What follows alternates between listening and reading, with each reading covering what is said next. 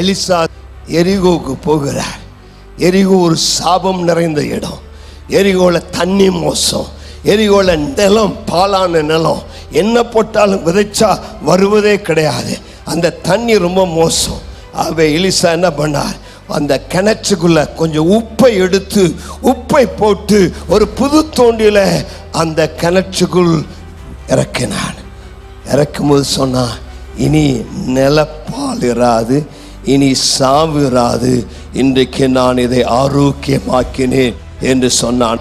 இன்றைக்கு நான் உங்களுக்கு சொல்லக்கூடிய அற்புதம், உங்க வாழ்க்கையில என்னென்ன சாபங்கள் இருந்ததோ, தலைமுறை தலைமுறையா இருந்த சாபங்களை இன்றைக்கு இயேசுவின் நாமத்தினாலே அது தகர்த்து எறிவதாக, அந்த சாபங்கள் மாறுவதாக. இன்றைக்கு உங்கள் சாபங்களிலிருந்து இயேசு உங்களை விடுதலையாக்கிறார். தலைமுறை தலைமுறையாய் உனக்கு வந்த வியாதிகள், பலவீனங்கள், சாபங்களை இயேசுவின் வல்லமையினாலே எலிசா செய்த அதே அற்புதத்தை இன்றைக்கு கர்த்தர் உங்களுக்கு செய்வாராக. கர்த்தருக்கு மகிமை உண்டாவதாக.